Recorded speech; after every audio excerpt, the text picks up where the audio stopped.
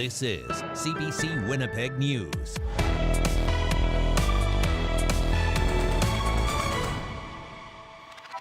Good evening. Thank you for joining us. How much time should an MLA spend doing their job?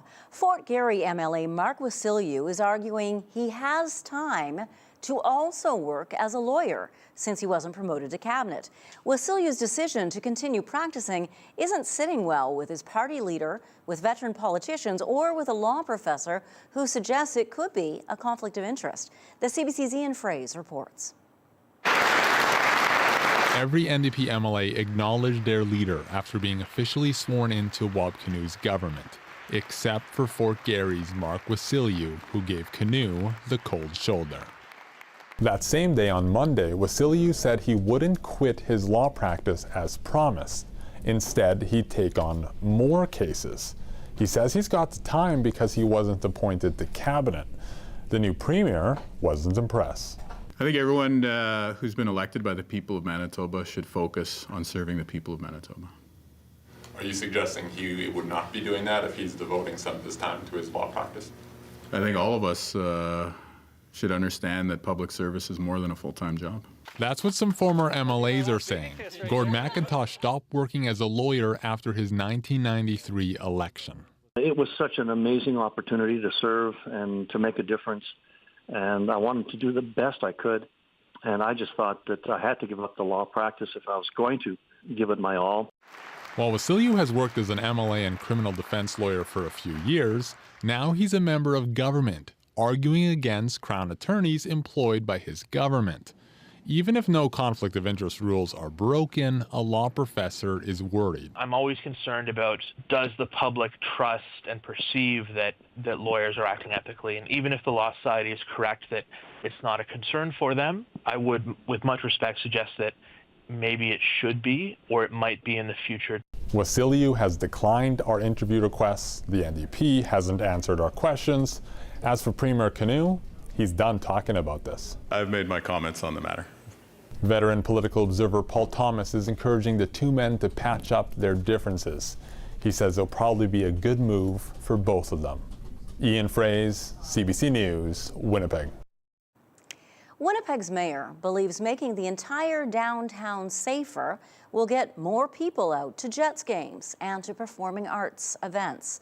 The federal government announced nearly $2 million today for social enterprises in Winnipeg. Representatives from all three levels of government were there at the announcement, saying it will take a collaborative effort to improve things.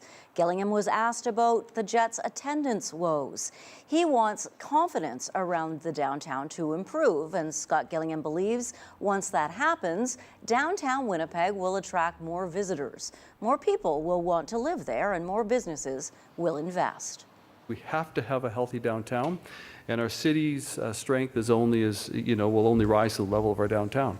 And that makes a difference for people's investment into season tickets as well, whether it's individual or corporate. Excluding the pandemic, the Jets this week had its lowest attendance since the team returned to Winnipeg in 2011. Just over 11,000 people showed up. A man convicted of shooting at a moving truck and killing a woman will spend at least 12 years in prison. Haley Duguay died 5 years ago after the shooting on a road outside Gimli. CBC's Cameron McLean reports that her family says the killings had a devastating effect. Hugs from members of Haley Dugay's family outside a Winnipeg courtroom. Moments earlier, a judge sentenced 24-year-old William Comber for second-degree murder. Dana DeRoche says her daughter brought joy to everyone who met her. Her selflessness, her love for animals, her love for family, her joy in children and just in life in general. Dugay was out with a group of friends driving down a road near Gimli on November 17, 2018. Comber was standing on the side of the road with a friend who had gotten into a fight with the group earlier that evening. Comber shot at the vehicle Dugay was in after it drove past, killing her. In his sentencing report, Justice Vic Taves said the circumstances of this offense are very puzzling and disturbing, an apparently senseless, inexplicable murder. Police initially charged Comber's friend, Jesse Pollock, before forensic evidence and witness accounts led investigators to charge Comber in August 2019. After Comber's arrest, he was convicted of breaking out of jail after he was denied bail. While unloading a delivery truck, he threatened the driver with a knife, stole the keys, and drove through a locked gate. He was arrested after a nearly 2-hour chase. Darash says her daughter's death has had a lasting effect on her family. Her younger brother has been diagnosed with both PTSD and agoraphobia, with the fear of somebody going to be harming himself or even one of us. Her family started a charity called Haley's Way to support youth programming in the Interlake. She says they wanted to leave something as a legacy to her daughter. Cameron McLean, CBC News, Winnipeg. 2 lawyers have been banned from practicing law in Canada for 3 years after they hired a private investigator to follow a judge who was presiding over one of their cases. The CBC's Caitlin Gowerlick was in the courtroom this morning. Unprofessional, unethical, and dishonorable. That's how a judge described the actions of 2 Alberta lawyers in a Winnipeg courtroom today. Randall J. Cameron and John Carpe were charged with attempting to obstruct justice and intimidation of a justice system participant after hiring a private investigator to follow Glenn Joyal, Chief Justice of the Manitoba Court of King's Bench, in 2021. Joyal was presiding over their case, where the Justice Centre for Constitutional Freedoms challenged COVID-19 restrictions on behalf of 7 rural Manitoba churches. As part of a plea deal, the charges against the 2 lawyers were stayed, but they agreed to a peace bond, banning them from practicing law anywhere in Canada for 3 years. They're also not allowed to contact Joyal. Cameron and Carpe's lawyers say their clients didn't mean to intimidate anyone. These are 2 lawyers who were fighting for individual rights, the rights they believed in the circumstances. They were taking steps that they believed to be appropriate at the time. Court heard they were trying to find evidence of officials like Joyal, Chief Provincial Public Health Officer Dr. Brent Roussin, and former Premier Brian Pallister breaking public health rules, so they could prove Manitoba's pandemic restrictions were arbitrary. We need organizations that defend the rights of individuals, that challenge legislation when they are concerned about its efficacy. The lawyers say their clients are relieved to put an end to the saga, one today's judge described as extraordinary. Caitlin Gowerlick, CBC News, Winnipeg.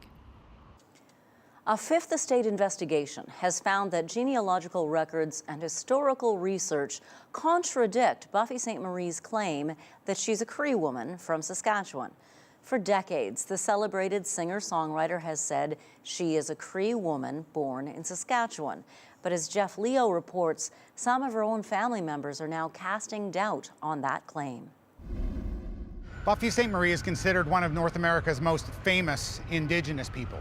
She started her career way back in the 1960s as a folk singer in New York City, playing alongside the likes of Bob Dylan, Leonard Cohen, Joni Mitchell, and her songs became anthems for both war protesters and also for advocates of Indigenous rights.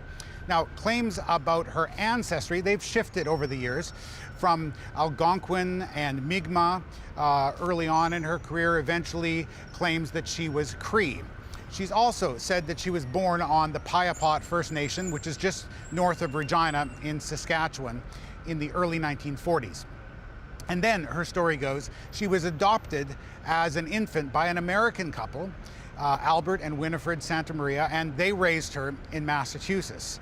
And finally, her story says that in her early 20s, she was reunited with her Piapot relatives and adopted into the Piapot family. Now, I spoke with her niece, Heidi St. Marie, and she says that story is an elaborate fabrication. She says, in fact, Buffy St. Marie is of Italian and English ancestry and was born in Stoneham, Massachusetts. I mean, she's clearly born in the United States. She's clearly not Indigenous or Native American. She wasn't born in Canada. Now, CBC's investigation actually uncovered Buffy St. Marie's birth certificate, and it confirms that she was born February 20th, 1941, in Stoneham, Massachusetts. We've asked her for an interview about this, but she's declined our request. In a letter, her lawyer suggested that this birth certificate may not, in fact, be real. The lawyer also says that at no point has Buffy misrepresented her ancestry or any details about herself.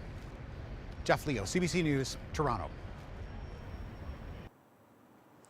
You can watch the Fifth Estate's investigation, Making an Icon. It streams on YouTube tonight on CBC television at 9 p.m. You can also watch it anytime on CBC Gem.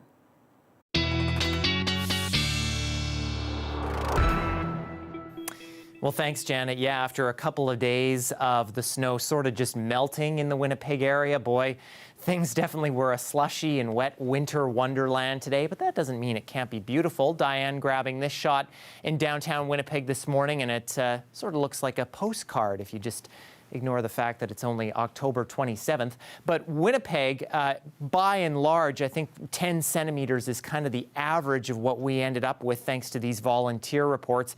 And even east of the city, getting some heavier amounts around Pinawa, 15 centimeters, and even into northwestern Ontario, that system affecting you folks too, around 12 in Kenora.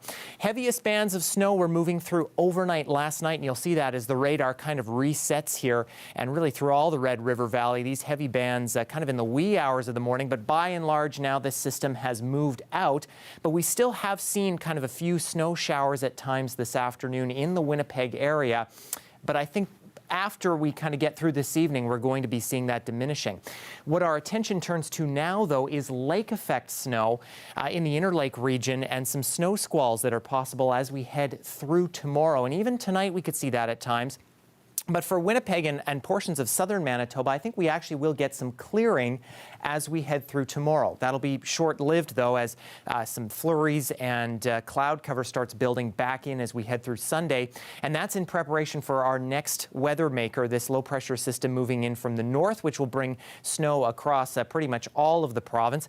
And in terms of amounts, this system this model, I should say, times out around 3 o'clock Monday. And there could be some more snow later in the afternoon in Winnipeg and southern Manitoba. But again, that lake effect snow along eastern sections of the lakes could bring 20 to maybe 30 centimeters of snow. And with winds picking up a little bit, there could be some visibility issues with that snow, especially in western sections of the province as we head into Monday. Now, the forecast for tonight in Winnipeg calling for -4 with some scattered flurries after a little bit of cloud cover. But again, clearing out by the time we hit the morning hours. It'll be a chilly start to the day, though. Keep in mind with the winds, this -6 probably going to feel into kind of -10 to -15 territory, and not a whole lot of improvement as we head toward the afternoon temperature-wise, but that sun sticks around. That goes away, though, as we head through the next couple of days. Again, Sunday probably increasing cloudiness, and then Monday I put 2 to 4 centimeters here so far, and maybe a little bit more snowfall as we head Monday into Tuesday. Your full provincial forecast, Janet, is coming up in a little bit. Evan Williams, thank you very much. If you've been watching CBC News for a long time, you may remember that when I joined the team here at CBC Winnipeg News, there were 2 reporters named Wab. One of them is now our premier, and the other one's a best-selling novelist who's sitting right beside me now. Wabgishuk Rice, welcome home. Thanks, Janet. It's good to be back in one of my homes. One of your homes, yeah. Right? Because you lived here for how long? 4 years. 4 glorious years. I was just reflecting with Rory here, and those are 4 impactful years, 4 big ones in my life. And I always reflect very fondly on my time here in Winnipeg, for sure. Well, what's it like coming back now? You're in the middle of a tour for your latest novel. Yeah. Follow-up. Why didn't you initially want to write this? Like, you're fans of Moon of the Crusted Snow. Kind of forced you to write this. They push and said, we want a sequel. Yeah, more or less. But you didn't want to do it at first. Why not? I just didn't have the idea. I didn't really think it needed an extra bit of story. I was satisfied with what I'd written and the conclusion that was reached in the first book. And that's not to say that I didn't want to, I just didn't plan on it. It just wasn't there for me. But thankfully, I had some wonderful readers everywhere, including here in Winnipeg and across Manitoba, who were very supportive, very encouraging. And you gotta give the people what they want, right? So. Well, what does it feel like, though, to be here now and not be here as a reporter and not just on a visit seeing your friends? But you're gonna go to McNally Robinson tonight. Sit there with Rosanna Deerchild, great friend of both of ours, and speak as authors about being an author. Yeah, That's cool. It's cool, you know. I consider it all part of a really rewarding journey for me. Like, I was hugely supported when I was here, you know, and I worked as a journalist primarily, doing the general news every day. And, you know, when I'd go back to my apartment in Osborne Village in the evening, that's when I'd try to write my little stories, you know. Little stories. And I would share that with people here, colleagues like you, and, you know, people were very supportive. They thought, you know, if you want to pursue that, just keep at it. And so to be back here with like an actual novel is wild, no doubt. But it's really, really fun. And you actually went from here to work with CBC in Ontario. You were hosting a morning radio show, yes? Afternoon show, Afternoon. yeah. Even better, because you didn't have to get up Exactly. early, right? It was awesome. Best of both worlds. And then in June 2020, you take the leap and leave to be a full-time author. Yeah. That's a very brave move. Like, how scary was that decision? The prospect originally was scary because it's giving up a full-time job at, you know, a hallowed Canadian institution where I had a really fulfilling career, you know. But it wasn't a spontaneous decision at all. My wife and I had talked it through for probably about 6 months before it happened. I figured. You're not going to go home and go, guess what, honey? I know we've got, you know, young children to feed and everything, but yeah, wow. Yeah, so it took some planning, you know. I had the contract in place to write Moon of the Turning Leaves, and I knew, like, that wasn't enough to sustain, you know, supporting a family. So I looked up what else I could do for work and, you know, made those plans and had everything lined up by the time I left in the late spring of 2020. So what else are you doing besides writing? Doing a lot of school visits, talking to students about writing, storytelling, about journalism here and there too. I do some workshops with other writers. I do the occasional freelance journalism, mostly in print and online. But also I do some consulting too, you know, when it comes to representation in media, in literature, equity, diversity, inclusion, you know, the three letters that we're all familiar with. I do a little bit of that advising here and there. So yeah, it's kind of a mixed bag of things that I do on the side from writing fiction. But I'm thinking it must feel good, all that stuff, all that school stuff. One of the stories you covered when you were here was when our former Prime Minister stood up in the House of Commons and apologized for residential schools. Yeah. And you were with survivors here that day. We've seen so much happen in terms of a reckoning and in terms of truth-telling since then.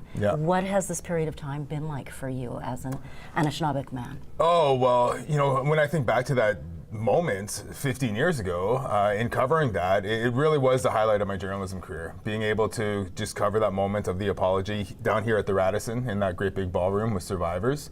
And in the years after, seeing survivors get up in public, give their testimony to rooms full of people where it was recorded on camera and everything, and then we would report it and send it out to the rest of the country. I was just so in awe of their bravery.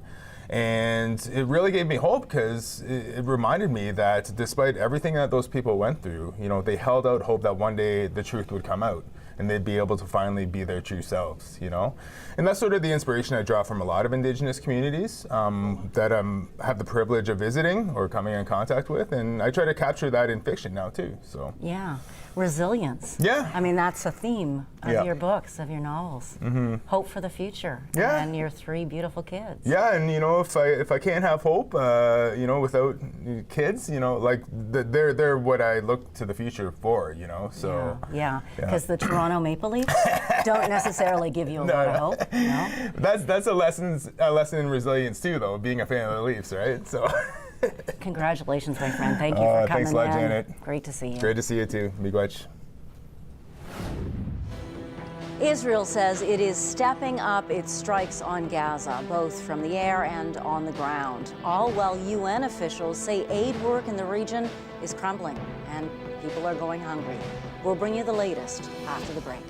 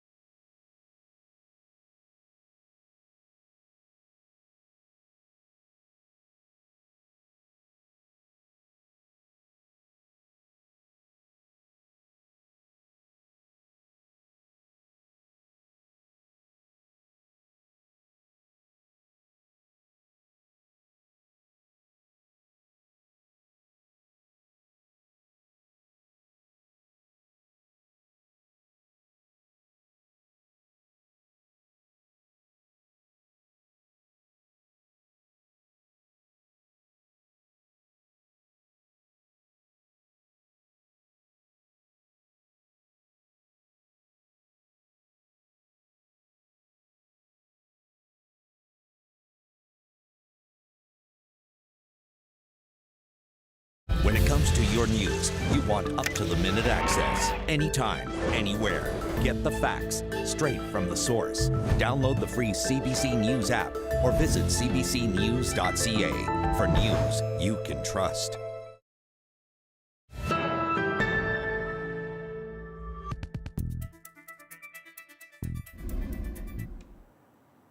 Israel says it is stepping up its strikes on Gaza, both from the air and on the ground.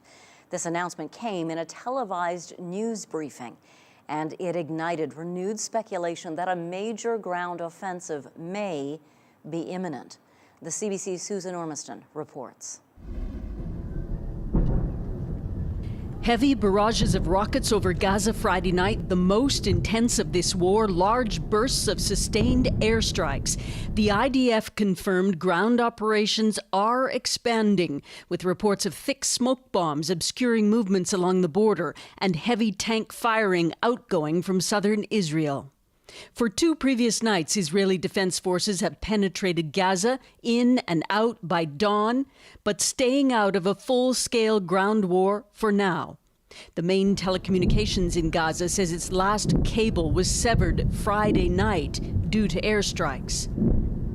The pounding above translates to death below and wrenching sorrow. 14 people were killed, he says. They were all females, among them a 2-month-old baby and my niece, who was just 1 year old. I don't know what to do.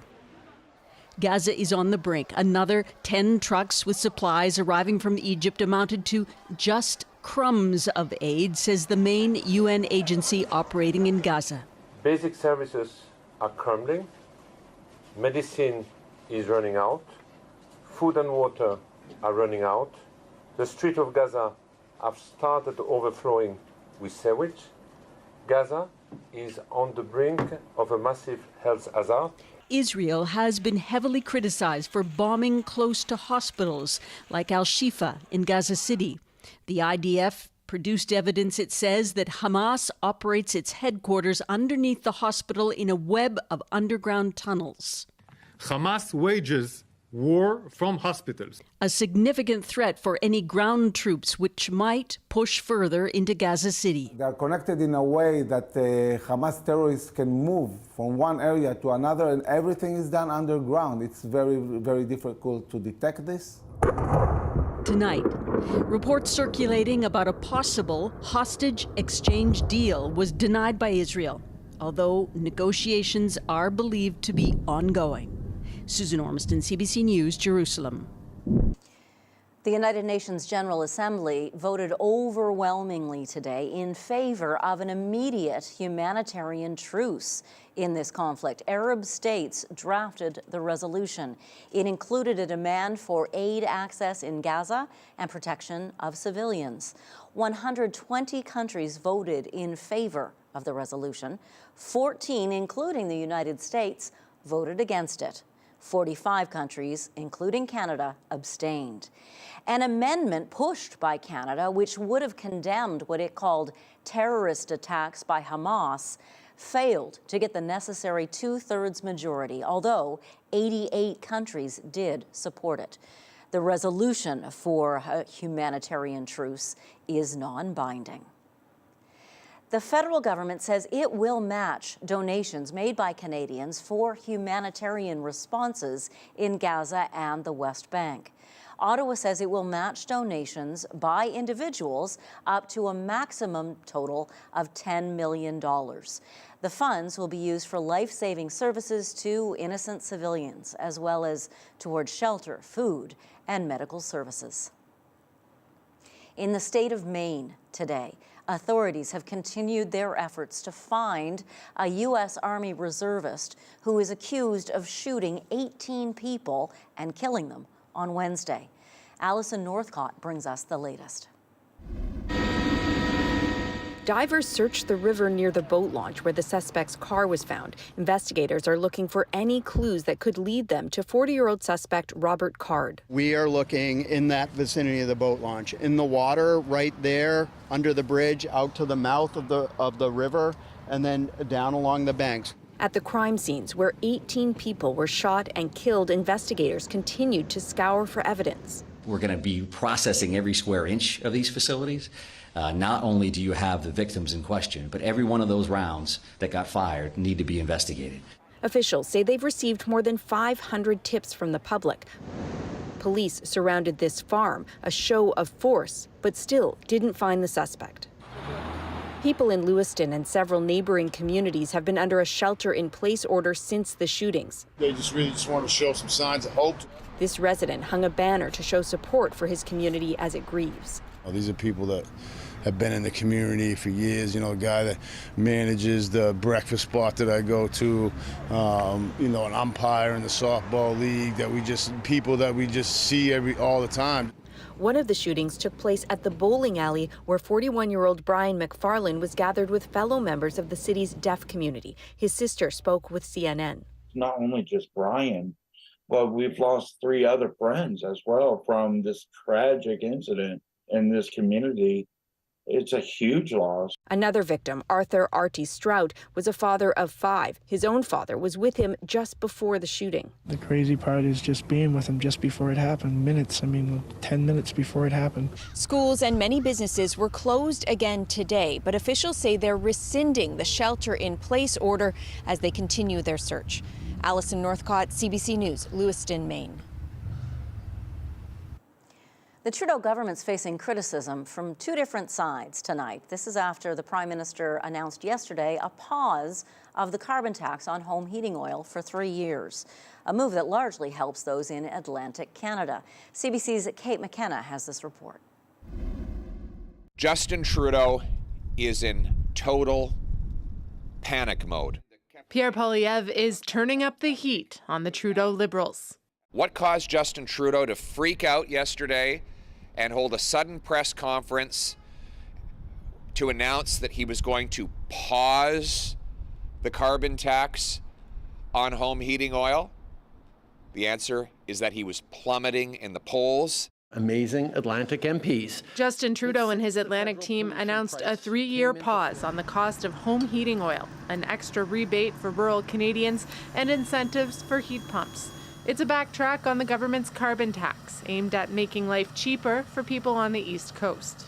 Speaking to Chief Political Correspondent Rosemary Barton, Alberta's finance minister says that's just not fair. It's time that our federal leadership admits that the retail carbon tax is an abysmal failure. I'm very, very happy for my Atlantic cousins, but I certainly think it's unfair. He's not alone. When will the NDP Liberal government admit that their carbon tax is punishing Albertans and axe the entire carbon tax? But Canada's Environment Minister says the goal of this change is to give Atlantic Canadians time to get off oil by buying heat pumps.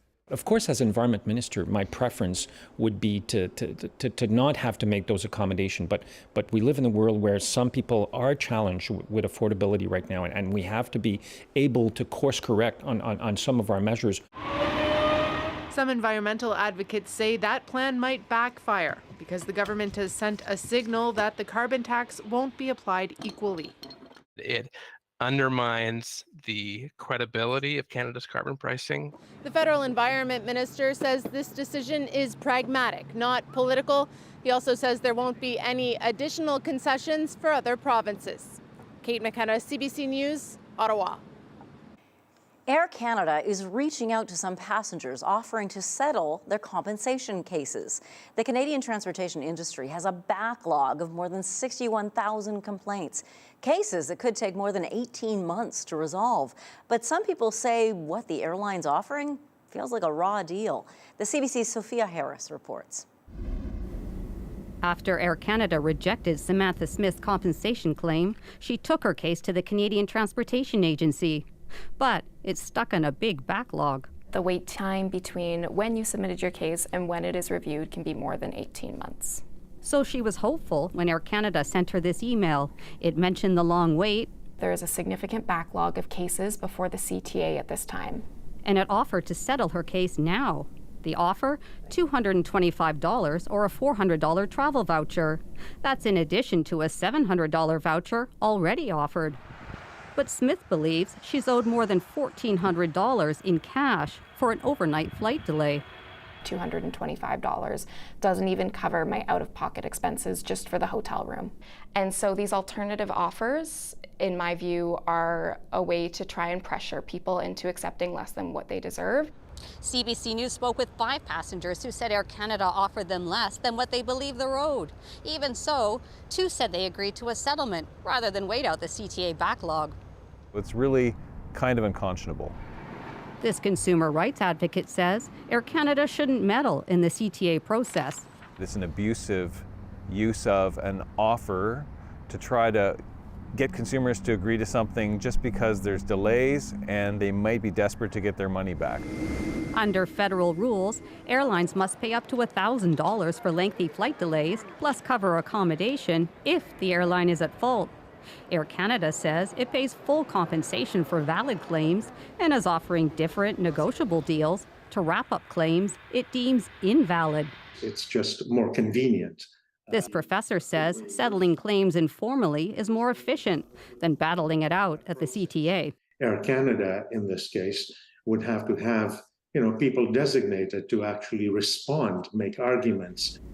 As for Smith, she didn't accept Air Canada's offer and plans to endure the wait to try to get the compensation she feels she deserves. Sophia Harris, CBC News, Toronto.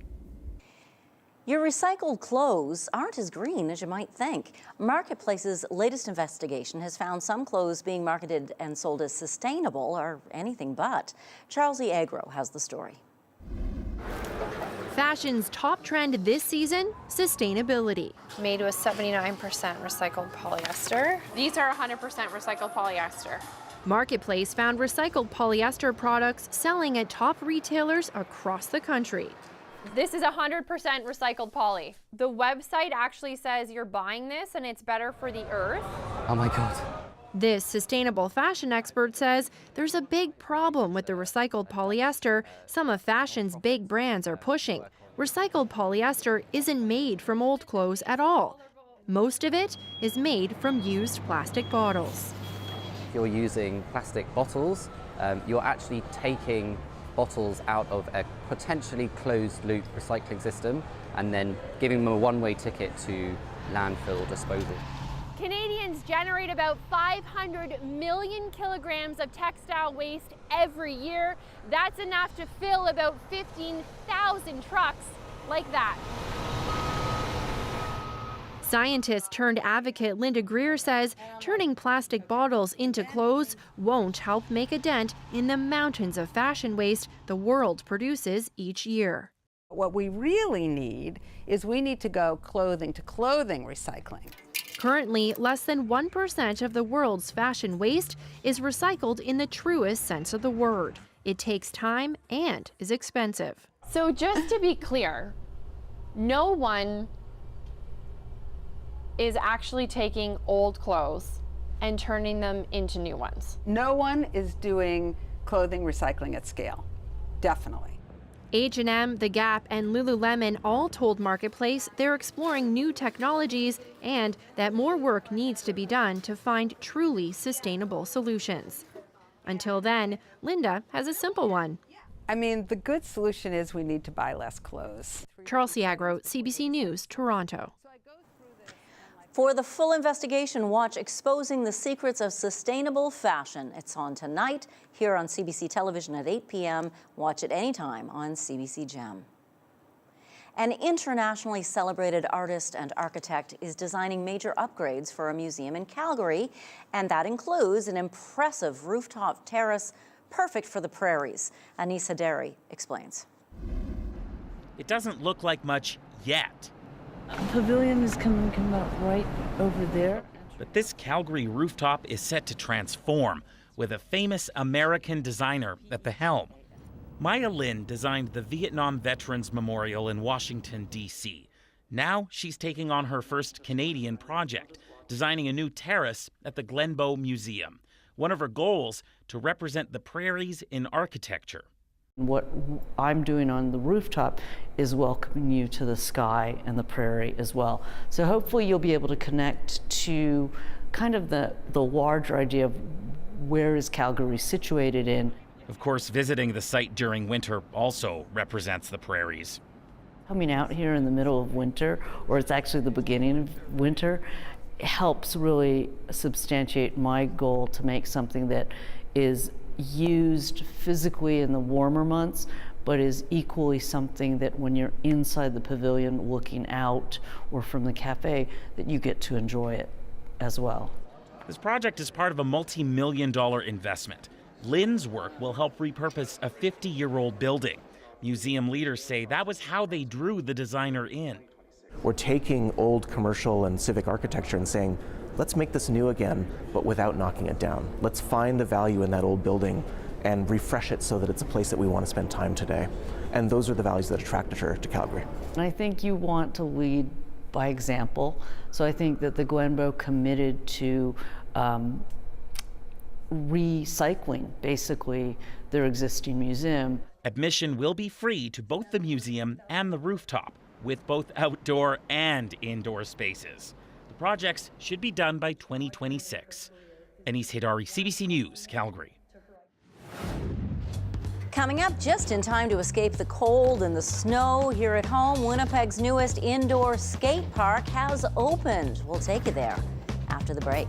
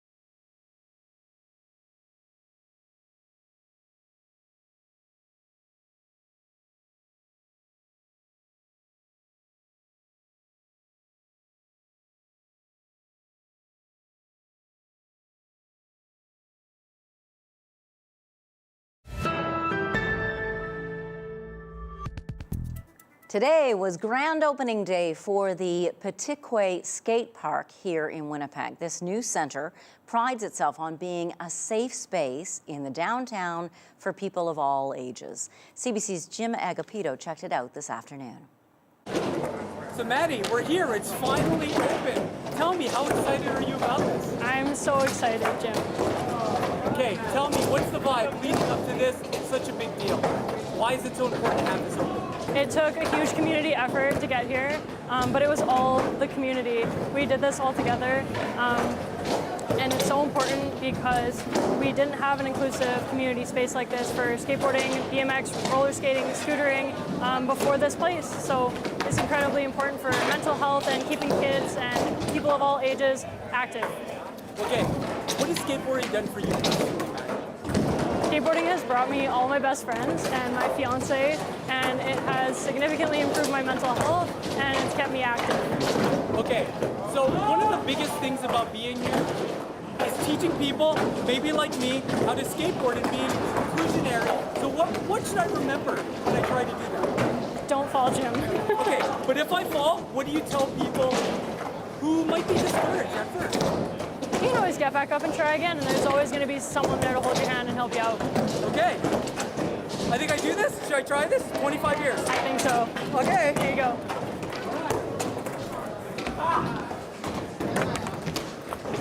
My foot back, right? Yeah, you're good. Yeah. Woo.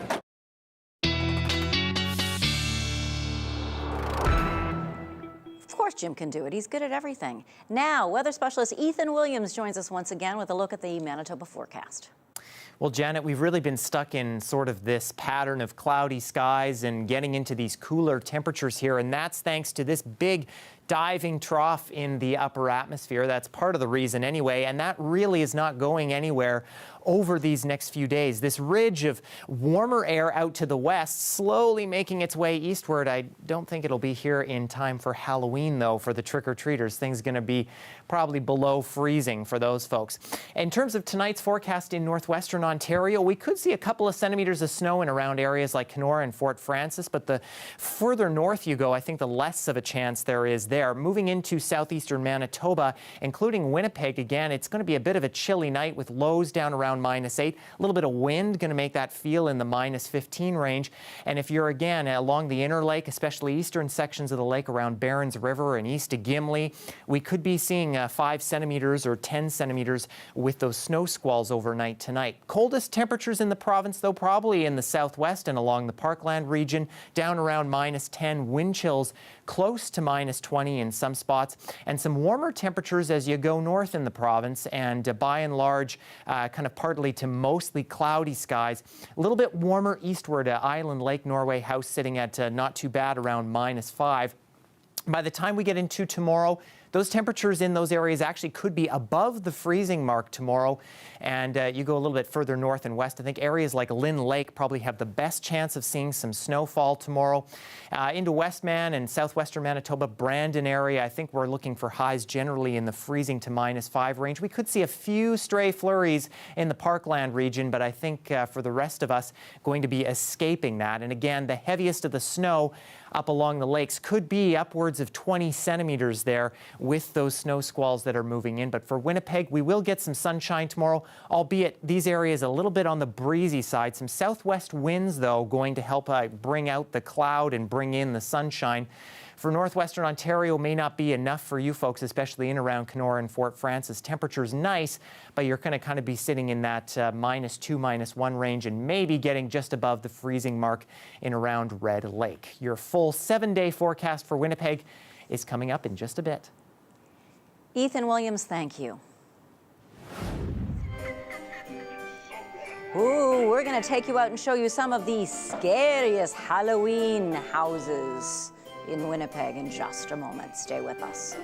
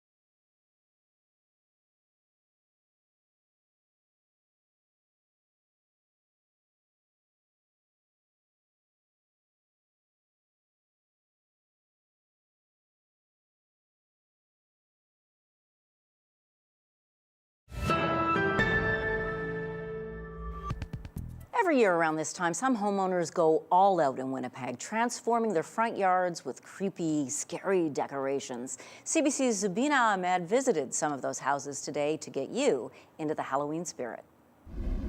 Well, it's a spooky season and I'm out here to check out some of the best Halloween-themed decor houses in Winnipeg. Did someone have a nightmare? It took Brittany Gerson 3 weeks to complete this walk-through haunted yard.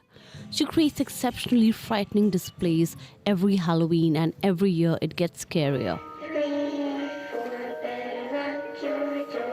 My kids love it, I love it. I was born 2 days after Halloween, so it's always been a huge thing in our family. So if you're not a jumping spider person, run. With towering inflatable ghosts and flying witches, Gerson spares no expense in decorating her front yard.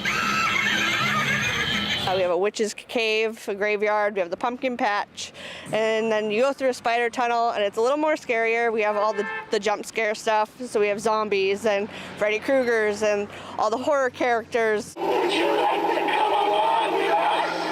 From creepy music to hanging bodies and tech-controlled props, you will encounter plenty of scary surprises in her backyard too. These are my rules. Gerson says she's accepting donations for the display that will go towards the Children's Hospital. I do a Halloween car show every year. This year we didn't do the car show, but I made the display in support of the Child Life Department. The Saylor family always goes all out when it comes to annual festivities, and this year is no different. They have put up a family-friendly Halloween light show in their front yard on Bridgewood Drive. Visitors tune onto radio channel to listen to festive music. Absolutely amazing. So I had to do it. So my first year I had 5,000 lights. My second year I had 17,000 lights for Christmas. And Halloween is a bit of a scaled back version. It's about 15,000 lights. Saylor says they are also raising money for the Children's Hospital with the light show. Last year, they raised about $1,800. Zubina Ahmed, CBC News, Winnipeg. Beasts chattering and cavorting under the roof. That sounds like a perfect premise for a Halloween tale. But this next story is real. It goes on all year, and there's no apparent ending in sight. To tell the story, here's the CBC's Pratush Dayal. So inside the house, this large beam that runs, that's where we hear them. Kelly and Rochelle Swan have been trying to make this house they bought 2 years ago their home. But little did they know they had squatters, a cauldron of bats in their roof. It started last August when a bat flew in their living room. That's when I called the exterminators all over the province, and they just said, good luck, they're protected, there's nothing that we can do about them. The Ministry of Environment says the bats are listed as endangered species. This University of Regina professor has studied bats for 40 years and says they are in trouble due to a disease called white nose syndrome. It interferes with this species' ability to hibernate. It seems to cause it to lose more water than it would in most situations, and that is fatal to these bats most of the time. Because it's illegal to kill or disturb the bats without a permit, the family took a different approach last winter. You can see every little divot is filled with silicone now. Sealing holes in the roof and installing bat cones, which allow the creatures to leave but not come back. But in the spring, they found another bat in the kitchen aquarium and 6 more in a mouse trap.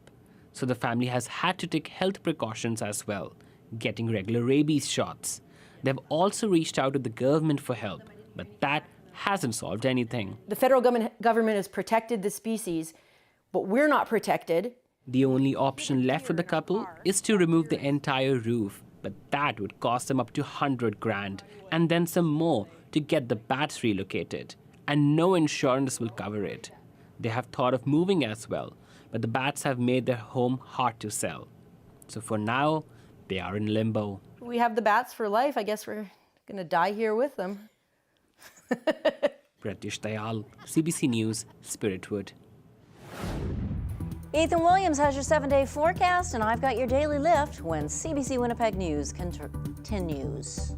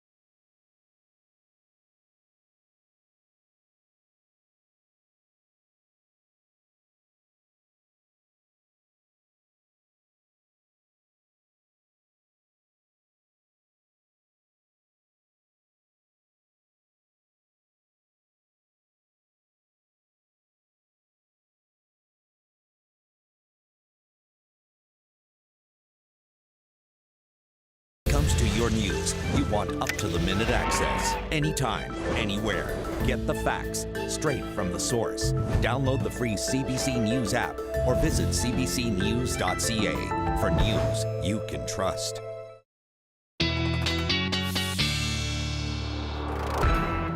Well, enjoy the sunshine tomorrow, because as we head through the weekend, I think it's going to be getting progressively cloudier in the Winnipeg area. A high of -4 tomorrow. A little bit of wind making that probably feel closer to around -10 or so. Again, our next weather maker moving in Monday, probably around 2 to 4 centimeters of snow. For Halloween Tuesday, things will clear out but be a little bit on the chilly side before kind of getting up into the -2, -3 mark. So staying below freezing, Janet, through this next week. Ethan Williams, thank you so much. Have a great weekend. All right, cuteness alert. Assiniboine Park Zoo has welcomed a newborn white-handed gibbon. Here is your daily lift.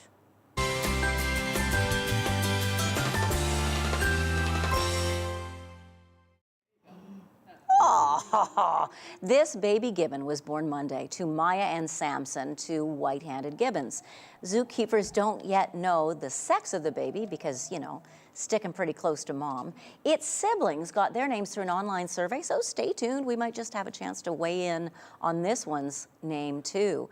The gibbon exhibit has been closed to visitors since the newborn's birth, but it's going to reopen Saturday. So there's an idea for your weekend. Whatever you do, be safe, have fun, and we'll see you on Monday.